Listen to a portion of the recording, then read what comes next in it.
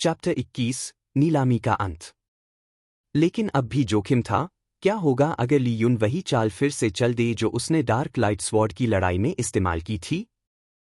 अगर ली युन अचानक बोली बढ़ाना बंद कर दे तो झाओ शियाओतियान को 70,000 सोने के सिक्कों का बिल भरना पड़ेगा। यह सोचकर ही उसका सीना कसने लगा। जैसे जैसे सन्नाटा बढ़ा, झाओ शियाओतियान अपनी नजरें ली युन पर टिकाए रहा। उसने देखा कि ली युन के होंठ हिले। कीमत बढ़ रही है, झाओ ने मन ही मन सोचा और मुस्कुराया। उसे लगा कि ली युन बोली लगाएगा और वह पीछे हट जाएगा, जिससे ली युन फंस जाएगा। लेकिन ली युन ने भारी आवाज में कहा, शियाओतियान, तुम बहुत निर्दयी हो। मैं हार मानता हूं। मैं इस आखिरी सेट को जीतना चाहता था, लेकिन अब मुझे पीछे हटना होगा। अगर मैं बोली और बढ़ाऊं तो यह मेरे लिए असहनीय होगा। फिर उसने पछतावे के भाव से कहा, शियाओतियान, यह आखिरी सेट तुम्हारा है। झाओ शियाओतियान का सीना कस गया, उसकी आंखों के सामने अंधेरा छा गया और वह लगभग गिर ही पड़ा। सौभाग्य से उसके अंगरक्षक ने उसे संभाल लिया। उसने लंबी सांस ली और खुद को शांत किया। लेकिन राहत क्षणिक थी। उसकी आंखें ली युन पर गुस्से और अपमान से जल रही थीं। उसे लगा कि ली युन ने फिर उसे धोखा दिया है। लेकिन जब उसने ली युन का चेहरा देखा तो वहां केवल निराशा और हताशा थी। कुछ देर के लिए झाओ शियाओतियान असमंजस में पड़ गया। नीलामी हॉल में लोग हैरान थे। 70,000 सोने के सिक्के सिर्फ 5 बोतलों के लिए, यह अभूतपूर्व था। कुछ लोग सोच रहे थे कि क्या यह ली युन की चाल थी या वह सचमुच पीछे हट गया। ली हुआ ने राहत की सांस ली। उसे डर था कि ली युन बोली बढ़ाता रहेगा। उसने सोचा, धन्यवाद, उसने हार मान ली। यह बेहतर है। मंच पर लान युएली ने कहा, यंग मास्टर झाओ, बधाई हो। आपने आखिरी सेट जीत लिया। झाओ शियाओतियान का चेहरा खाली था। उसे लगा कि जीत खोखली है। उसने लगभग सारे सोने खर्च कर दिए। आज की नीलामी यहीं समाप्त होती है। आप सबका धन्यवाद, लान युएली ने घोषणा की। कुछ देर बाद तीसरी मंजिल के निजी कक्ष में लान युएली ली युन और ली हुआ के साथ बैठी थी। उसने मुस्कुराकर कहा, यंग मास्टर ली, आपकी 20 बोतलें कुल 1,70,000 सोने में बिकीं। 5% शुल्क काटकर आपके पास 1,61,500 सोने हैं। आपने पहले 60,000 सोने खर्च किए थे, अब आपके पास 1,01,500 सोने शेष हैं। उसने एक बैंगनी डिब्बा सामने रखा। कृपया जांच लें। ली हुआ स्तब्ध थी। उसने कभी नहीं सोचा था कि वे 20 बोतलें ली युन की थीं। एक ही दिन में 1 लाख से अधिक सोने कमाना चौंकाने वाला था। ली युन ने डिब्बा सीधे अपनी स्पेस रिंग में रख लिया। क्या आप गिनना चाहेंगे? लान युएली ने पूछा। जरूरत नहीं, ली युन ने कहा। मैं ट्रेजर पैविलियन की साख पर भरोसा करता हूं। यंग मास्टर ली, आप मुझे लान युएली कह सकते हैं। तो मैं आपको बहन लान कहूंगा और आप मुझे ली युन कहें। ठीक है। बहन लान, अब हम चलते हैं, ली युन ने कहा।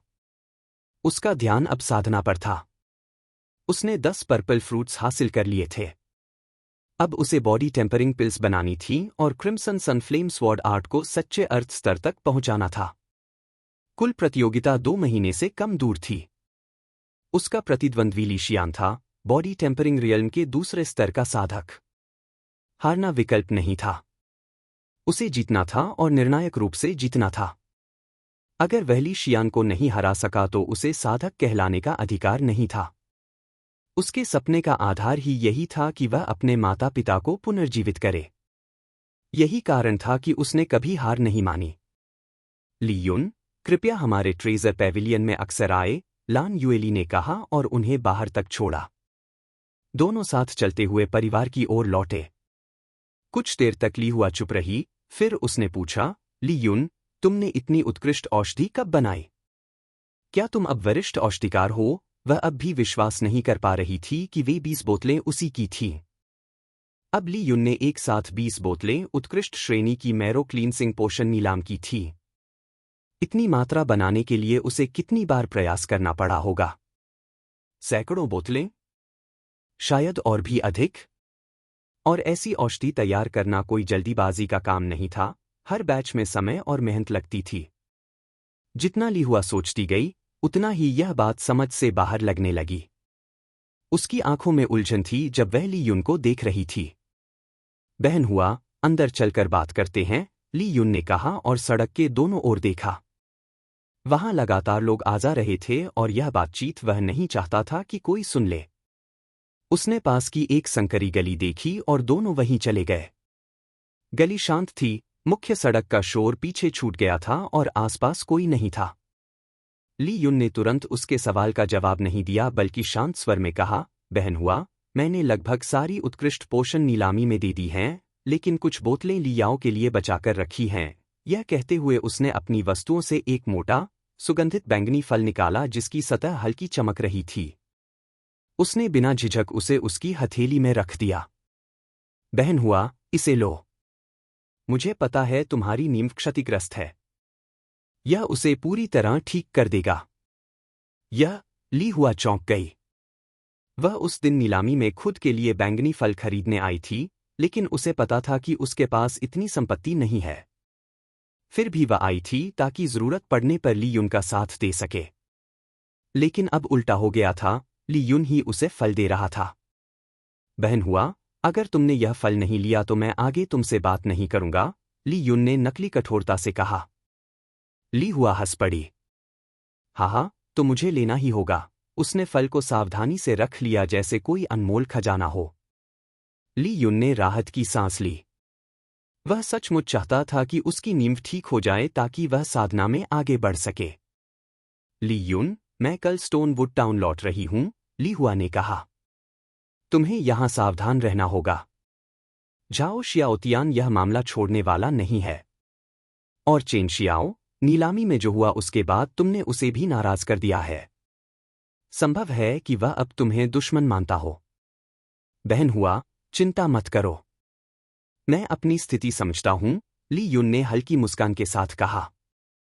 उसके स्वर में शांति थी लेकिन आत्मविश्वास भी झलक रहा था। चैप्टर 22, झाओ परिवार में अराजकता 1। एड्ज्योर विंड सिटी, झाओ परिवार का आंगन। झाओ परिवार, जो शहर में चेन परिवार के बाद दूसरा सबसे शक्तिशाली था, एक ऐसे निवास में रहता था जो शक्ति और अधिकार का प्रतीक था। विशाल भवनों और मजबूत आंगनों से भरा यह स्थान शहर के सबसे प्रभावशाली कुलों में से एक के अनुरूप था। झाओ परिवार के मुखिया झाओ लियांग के निजी आंगन के बाहर एक काले वस्त्रधारी अंगरक्षक चिंतित कदमों से पहुंचा। झाओ लियांग, जो 80 वर्ष से अधिक आयु का था, अब भी सीधा और दृढ़ खड़ा था। वह शियांतियन रियल्म का विशेषज्ञ था और उसकी देह अब भी ऊर्जा से भरी थी। उसकी शक्ति के कारण वह कम से कम 150 वर्ष तक जीवित रह सकता था, जबकि क्यूईसी रियल्म के लोग 200 वर्ष तक जी सकते थे। उसका पुत्र झाओ शियाओतियान, जो तब पैदा हुआ जब झाओ लियांग 60 वर्ष का था, इसलिए अत्यधिक प्रिय और संरक्षित था। पितामह, अंगरक्षक ने झुककर कहा। शियाओतियान कहा है, झाओ लियांग बाहर आया, उसकी आंखों में अधिकार और चिंता दोनों थे।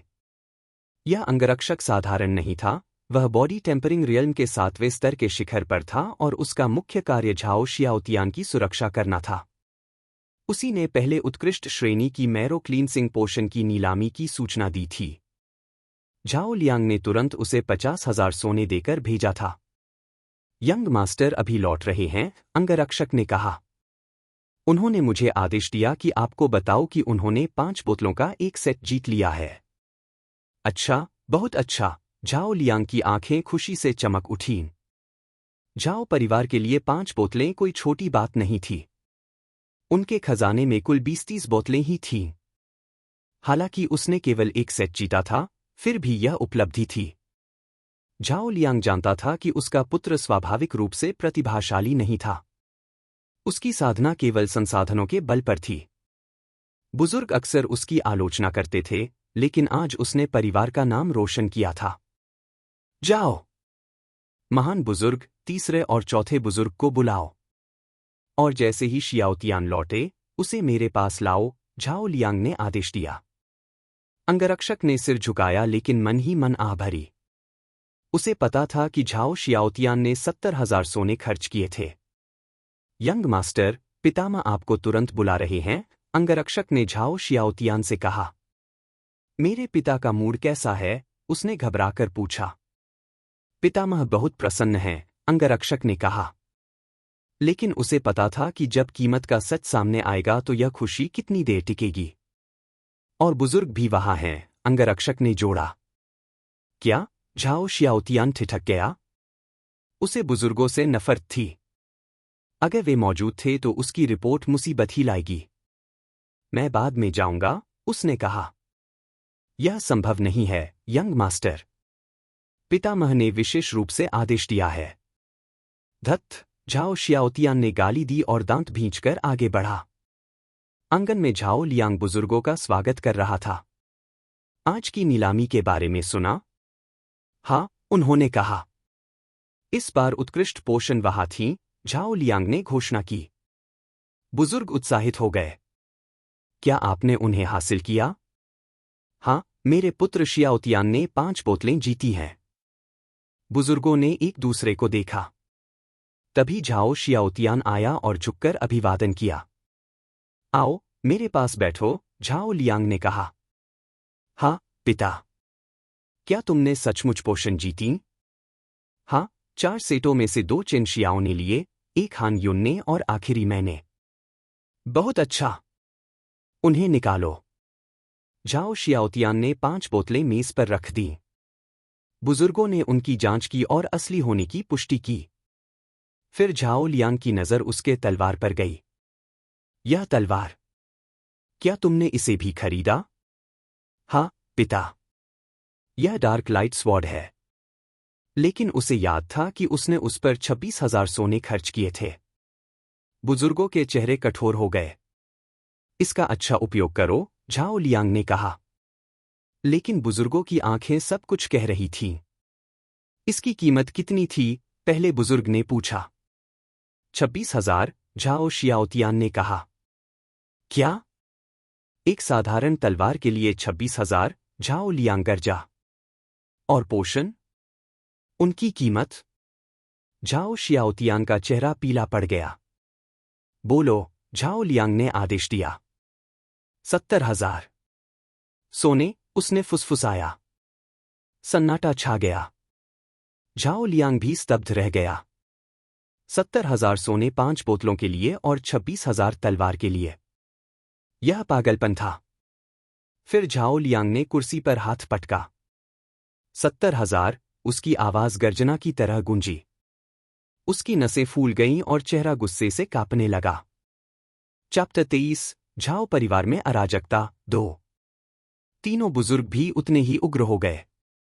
महान बुजुर्ग अपनी सीट से उठ खड़े हुए, उनकी दाढ़ी कांप रही थी और आंखें अविश्वास से चौड़ी हो गईं। बेतुका। सिर्फ 5 बोतलों के लिए 70,000? क्या तुम झाओ परिवार को दिवालिया करना चाहते हो? तीसरे बुजुर्ग का चेहरा गुस्से से विकृत हो गया और उन्होंने मेज पर इतनी जोर से हाथ पटका कि चीनी मिट्टी की बोतलें हिल गईं। उस कीमत में तो आधा ट्रेजर पैविलियन खरीदा जा सकता है। क्या यह लड़का पागल हो गया है? चौथे बुजुर्ग ने तिरस्कार से कहा। पितामह, क्षमा करें लेकिन आपका पुत्र न केवल अपव्ययी है, बल्कि इतना लापरवाह है कि परिवार के लिए बोझ बन गया है। एज्योर विंड सिटी में किसने ऐसी मूर्खता देखी है? झाओ लियांग का चेहरा और गहरा हो गया, उसका गुस्सा बर्फ जैसा ठंडा था। उसका हाथ कांप रहा था, बेटे की ओर इशारा करते हुए। शियाओतियान, समझाओ। तुमने 70,000 सोने क्यों खर्च किए? क्या तुम्हें लगता है कि झाओ परिवार की संपत्ति हमारे आंगन की मिट्टी से उगती है? बोलो। झाओ शियाओतियान का चेहरा पीला पड़ गया और ठंडा पसीना उसकी पीठ से बहने लगा। उसने कांपते हुए कहा, पिता, यह मेरी गलती नहीं थी। वह कमीना ली युन। उसने मुझे धोखा दिया। झाओ लियांग की आंखें खतरनाक रूप से सिकुड़ गईं और बुजुर्ग तिरस्कार से आगे झुक गए। क्या मतलब है धोखा दिया? महान बुजुर्ग ने तीखे स्वर में पूछा। झाओ शियाओतियान ने दांत भींचते हुए कहा, नीलामी में ली युन बार बार बोली बढ़ाता रहा। हर बार मैं बोली लगाता तो वह और बढ़ा देता। वह ऐसे दिखा रहा था जैसे जीतने के लिए दृढ़ है और मैं पीछे नहीं हट सकता था। सब लोग देख रहे थे। अगर मैं पीछे हटता तो झाओ परिवार की प्रतिष्ठा मिट्टी में मिल जाती। और अंत में जब कीमत 70,000 पहुंची तो वह अचानक पीछे हट गया। उसने मुझे मजबूर किया कि मैं उसी कीमत पर खरीदूं। अगर मैं नहीं करता तो यह पूरी तरह अपमान होता। बुजुर्ग फिर भड़क उठे। तीसरे बुजुर्ग ने फिर मेज पर हाथ पटका। तो तुमने ली परिवार के एक लड़के को अपने साथ खिलवाड़ करने दिया? यही है झाओ परिवार का उत्तराधिकारी, चौथे बुजुर्ग ने कड़वाहट से हंसते हुए कहा। सोचो, पितामह का पुत्र, जिसमें हमने अनगिनत संसाधन डाले, उसे सबके सामने नाक से पकड़कर घुमाया गया। अब पूरा शहर हम पर हंस रहा होगा। महान बुजुर्ग ने सिर हिलाया। अगर यह खबर फैली तो झाओ परिवार मजाक बन जाएगा। शियाओतियान, तुमने हमें शर्मिंदा कर दिया। झाओ लियांग की मुट्ठियां कुर्सी पर कस गईं। तुम मूर्ख हो। तुमने ली युन को हमें लूटने दिया। क्या तुम्हें पता है तुमने क्या किया? इसके बाद भारी सन्नाटा छा गया। शियाओतियान सिर झुकाए रहा। ली युन? कौन है यह ली युन? झाओ लियांग ने सांस संभालते हुए पूछा। झाओ परिवार और ली परिवार दोनों एड्ज्योरविंड सिटी की 3 प्रमुख शक्तियों में थे। झाओ लियांग हर प्रतिभाशाली युवक को जानता था, लेकिन यह नाम उसके लिए खाली था। हाल के वर्षों में ली परिवार का सबसे चमकदार युवक ली शियान था। शियाओतियान ने कहा, पिता, ली युन ली झेन का पोता है। ली परिवार का तीसरा बुजुर्ग, उसकी आंखों में नफरत जल रही थी। झाओ लियांग ने भौहें सिकोड़ ली। वह ली युन? वह अपंग जो साधना नहीं कर सकता? उसे याद आया कि ली झेन का पोता था, ली तियान का पुत्र, जो कभी शहर का सबसे बड़ा प्रतिभाशाली था लेकिन जल्दी मर गया। उसका पुत्र बेकार माना जाता था। लेकिन शियाओतियान ने सिर हिलाया। पिता, आप नहीं समझते। ली युन इतना साधारण नहीं है। मैंने देखा कि उसका ट्रेजर पेविलियन की निदेशक लान युएली से बहुत करीबी संबंध है। यह सुनते ही कमरे का तापमान गिर गया। क्या कहा? झाओ लियांग की आवाज गहरी हो गई। शियाओतियान ने विस्तार से बताया कि कैसे लान युएली ने उसे विशेष सम्मान दिया। झाओ लियांग का चेहरा गहरा हो गया। क्या तुम कहना चाहते हो कि ली युन का संबंध गुआन लोंग से हो सकता है? क्या वह उसका नाजायज पुत्र है? यह सुनकर बुजुर्ग स्तब्ध रह गए। गुआन लोंग, ट्रेजर पेविलियन का मालिक, शहर के सबसे प्रभावशाली व्यक्तियों में था। अगर ली युन का उससे संबंध होता तो झाओ परिवार उसे हल्के में नहीं ले सकता था। अविश्वसनीय। लेकिन अगर सच है तो यह चौंकाने वाली बात है, एक बुजुर्ग ने कहा। लेकिन झाओ लियांग ने अपने पुत्र को नहीं छोड़ा। फिर भी तुम मूर्ख हो। तुमने एक अपंग को हमें लूटने दिया। तुमने मुझे शर्मिंदा किया। शियाओतियान ने सिर झुका लिया। बस, मेरी नजरों से दूर हो जाओ। 1 महीने तक तुम झाओ परिवार की सीमा से बाहर नहीं जाओगे। अपनी गलती पर विचार करो। यह सजा कठोर लगी लेकिन सब जानते थे कि झाओ लियांग अपने पुत्र पर नरम था। उसने तलवार भी नहीं छीनी। शियाओतियान अपमान और नफरत से भरा बाहर निकल गया। कमरे का वातावरण ठंडा हो गया। झाओ लियांग ने गंभीर स्वर में कहा, इस मामले की पूरी जांच होनी चाहिए। अगर ली युन का गुआन लोंग से संबंध है तो हमें सावधान रहना होगा। लेकिन अगर नहीं, तो उसने मेरे पुत्र का अपमान किया है और इसका मतलब है कि ली युन मरेगा। उसकी नजर तीसरे बुजुर्ग पर गई। तीसरे बुजुर्ग, मैं यह कार्य आपको सौंपता हूं। मुझे ली युन और ट्रेजर पेविलियन के संबंध की पूरी जानकारी चाहिए। जी, पितामह, तीसरे बुजुर्ग ने कहा। उसे पता था कि इस जांच का परिणाम ली युन की किस्मत और दोनों परिवारों के संतुलन को तय करेगा। चैप्टर 24, मैरो क्लींसिंग रियल्म का अंतिम चरण। नीलामी समाप्त हुए 3 दिन बीत चुके थे और इस दौरान ली युन ने खुद को बंद कर लिया था। उसका एक ही लक्ष्य था, परफेक्ट ग्रेड मैरो क्लींसिंग पोशन तैयार करना। जब अंतिम औषधि सार एक साथ मिला और जेड की बोतल से चमकदार सफेद प्रकाश निकला तो उसके हाथ कांप गए और दिल उत्साह से भर गया। पिछले महीने उसने अपना समय और ऊर्जा इसी में लगाई थी लेकिन हर बार असफलता मिली। कभी साधारण ग्रेड, कभी मध्यम ग्रेड और कभी भी उत्कृष्ट ग्रेड, लेकिन परफेक्ट ग्रेड कभी नहीं। दूसरों के लिए यह परिणाम अद्भुत होते, लेकिन ली युन के लिए यह गर्व को चोट पहुंचाने वाले थे।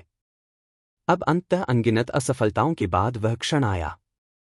उसके हाथ में एक सच्चा परफेक्ट ग्रेड पोशन था। उसकी आंखों में दृढ़ संकल्प जल रहा था। चलो और बनाते हैं, उसने कहा। लेकिन महारत की राह आसान नहीं थी। कुछ बैच उत्कृष्ट बने, कुछ साधारण और कुछ ही परफेक्ट। असंगति से असंतुष्ट होकर उसने बार बार भट्ठी पर ध्यान लगाया। असफलताएं अब उसे हतोत्साहित नहीं करती थीं, बल्कि सीढ़ियां बन गई थीं। उसने हर गलती का विश्लेषण किया, हर क्रिया सुधारी और बिना आराम किए प्रक्रिया दोहराई। उसका जुनून इतना था कि भोजन और नींद के लिए जगह नहीं बची थी। 2 दिन और बीते। अंततः उसकी मेहनत रंग लाई। अब हर बैच परफेक्ट ग्रेड पोर्शन बन रहा था। पहली बार उसे लगा कि वह सचमुच मास्टर कहलाने योग्य है। उसने मुस्कुराते हुए कहा, अब मैं एड्ज्योर विंड सिटी का सर्वोच्च वरिष्ठ औषधिकार कहलाऊंगा। इस शहर में औषधिकारों की श्रेणी सख्त थी। बोन रिफाइनिंग पोशन बनाने वाला जूनियर कहलाता था, मैरो क्लींसिंग पोशन बनाने वाला सीनियर। लेकिन ली युन ने उससे आगे बढ़कर परफेक्ट ग्रेड पोशन बनाया था। इससे वह सब पर भारी था। यह उपाधि केवल उन्हीं को मिलती थी जो परफेक्ट ग्रेड औषधि बना सके। डिंग। क्वेस्ट पूरा हुआ। कठिन औषधिकार मार्ग नौसिखिया चुनौती। इनाम 5000 सोने, 500 अनुभव अंक और बॉडी टेम्परिंग पिल का सूत्र। ओह! मिशन पूरा हो गया। ली युन की आंखें चमक उठीं। उसने तुरंत बॉडी टेम्परिंग पिल की सामग्री सूची देखी। उसकी नज़र बैंगनी फल पर रुकी। उसने संतोष से मुस्कुराया। अच्छा, उसने 10 फल हासिल किए थे। एक ली हुआ को दे चुका था और उसे कोई पछतावा नहीं था। इसके बाद वह बाहर निकला। आज उसकी बहन ली हुआ स्टोन वुड टाउन लौट रही थी। वे आंगन में मिले और साथ बाहर निकले। रास्ते में दोनों ने हंसी मजाक और यादें साझा कीं। अंततः ली हुआ दूर जाती रही और उसकी पीठ ओझल हो गई। तब ली युन वापस लौटा और पहरेदारों को आदेश दिया कि कोई उसे परेशान न करे। उसने खुद को फिर बंद कर लिया और साधना में लग गया। बैच दर बैच परफेक्ट ग्रेड पोशन बनते गए। जब वह रुका तो उसके सामने 100 बैच तैयार थे। उसने कहा, इन पोशन से मेरी साधना ऊंचाइयों पर जाएगी। उसने तुरंत एक बोतल पी ली। जैसे ही उसने पोशन निगला, उसके शरीर में आग जैसी गर्मी फैल गई। दर्द उसकी हड्डियों से फूट पड़ा, मानो पूरा ढांचा टूटकर फिर से बन रहा हो। लेकिन ली युन ने दांत भींचकर आयरन पल्स फिस्ट आर्ट की दूसरी चाल, माइरियड मैरो ब्रीदिंग तकनीक शुरू की। उसकी सांसें धीमी और गहरी हो गईं। हर श्वास औषधि सार को भीतर खींचता और हर निश्वास अशुद्धियां बाहर निकालता। उसकी हड्डियों से काले धागे जैसे अशुद्धियां निकल रही थीं। एक के बाद एक बोतल उसने पी। हर बार आग जैसी ऊर्जा उसके भीतर फैलती। उसने सहन किया और तकनीक से उसे नियंत्रित किया। घंटे दिनों में बदल गए। उसके चारों ओर बोतलें ढेर हो गईं। उसका शरीर पसीने और गंदगी से भीग गया, लेकिन उसकी आंखें दृढ़ थीं। उसने रुकना नहीं चाहा। 50 बोतलें, 70, 90, अंततः 100 बोतलें। उसका शरीर कांप रहा था, लेकिन उसकी साधना चरम पर थी। उसकी सांसें स्थिर हुईं और आभा पहले से अधिक शक्तिशाली हो गई। लेकिन जब उसने आंखें खोली तो निराशा झलकी। उसकी शक्ति केवल मैरो क्लींसिंग रियल्म के अंतिम चरण तक पहुंची थी। 100 परफेक्ट ग्रेड पोशन पीने के बाद भी वह आगे नहीं बढ़ पाया। उसने लंबी सांस ली और कड़वी मुस्कान दी।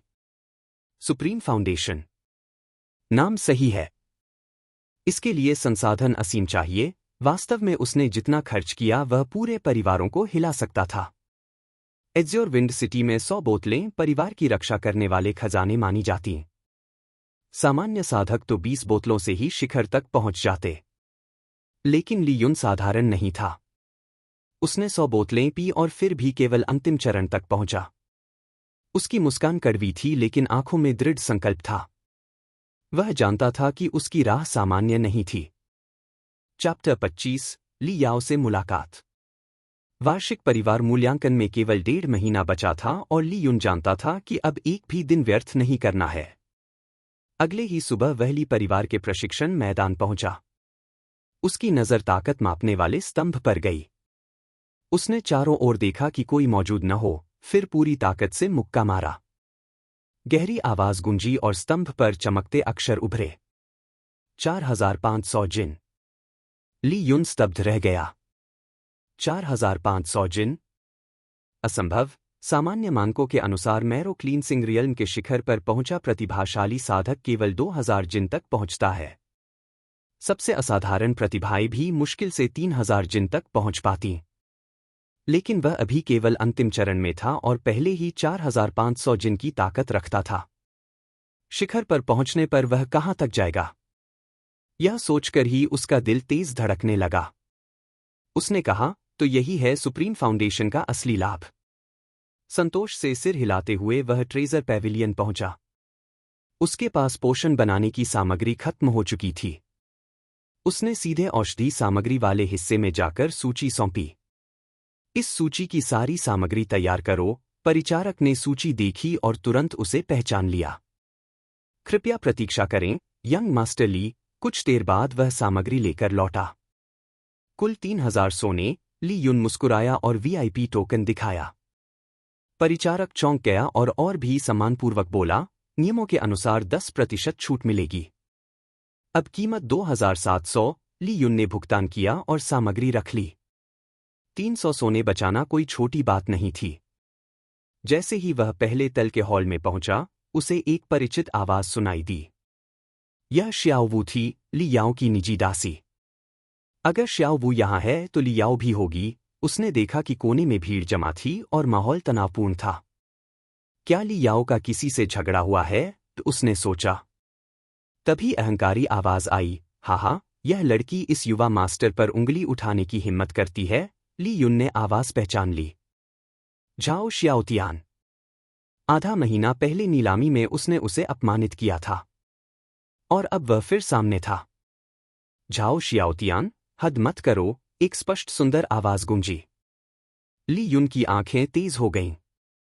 यह सचमुच ली याओ है। वह घिरी हुई थी और सामने झाओ शियाओतियान था।